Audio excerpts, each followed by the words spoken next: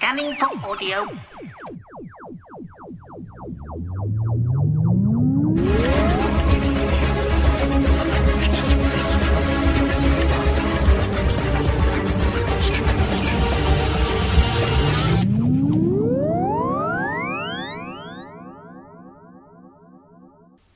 Welcome to the Tin Dog Podcast number 95D. If you haven't seen day 4 of Torchwood, stop listening now. I'm not joking. There will be spoilers. There will be a giant spoiler here. So just stop. Don't listen. Store me away. I'm only a small file. And then play me once you've seen the episode. Right.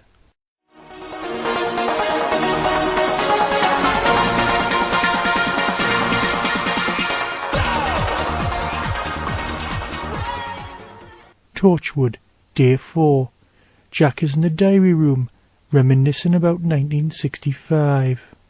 Well, I must admit, I didn't see that end coming. I thought that Yanto was, well, here to stay. Okay, so the rules of horror movies state that once somebody falls in love with someone, something awful happens to them. And with this being episode 4 of 5, we're also presented with the lowest point, the darkness before the daybreak. And 101 other cliches that you get in this sort of thing. But you know, I just didn't see it coming. Perhaps it's a failing of mine. Perhaps it's a sign of extremely good writing. And perhaps not.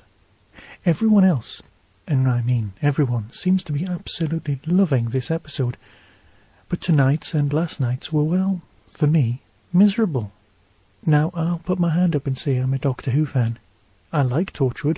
I really, really enjoyed Season 2. But I am a Doctor Who fan. I like the mix of scary and, well, funny. And this has just been relentlessly miserable, like being forced to watch The Children of Men over and over again. Again, a science fiction film I'm not particularly fond of. I was aware of how distracted I'd become while watching the episode, when the thing that made me react the most was the fact that the guy had a mobile phone he could use in a lift. If anyone's ever tried using a mobile phone in a lift, which is basically a Faraday cage, you'll know that that is the most science fiction aspect of this whole story. Yeah, the thing in the glass case with the fog is a bit Independence Day.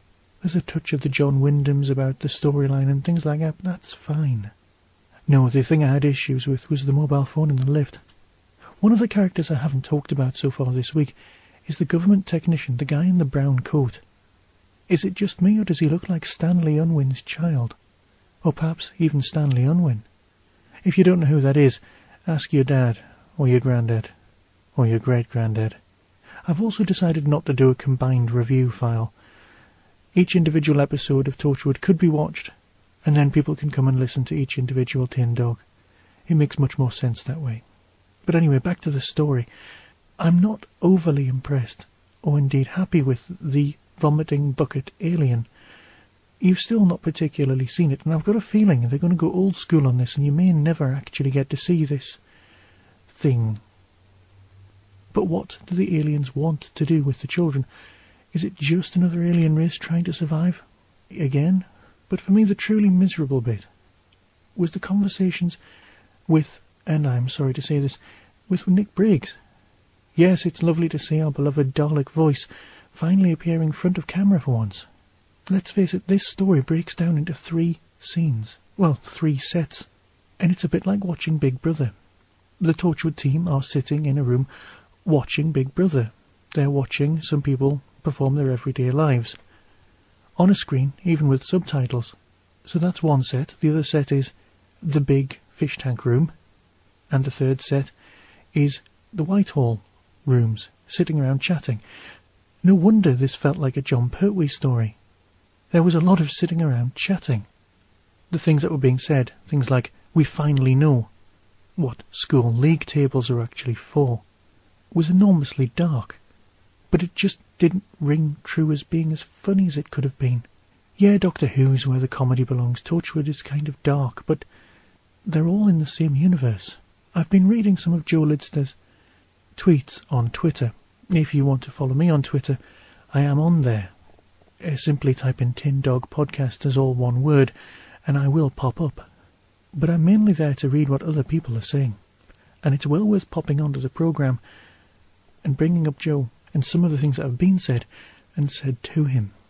But of course, all of this fades into, well, meaninglessness when we come back to the big thing about this episode. No more Yanto. Or perhaps it is sci-fi after all. We still might have a bit of Yanto to spare. Given some of the things that were said in the Torchwood audios, you had the feeling that Yanto was going soon. In the same way that in a war movie, you get the feeling that the guy who talks about what he's going to do when he gets home, you know he's going to get shot in the next reel. And so Torchwood is dark. It's darker than we've ever known. But let's hope it kicks a bit of bottom in the next episode, because tomorrow is day 5. So until then, be seeing you. Well, that's the end of the show. Please remember to watch Torchwood for next week's TV Club. Until next week, go away.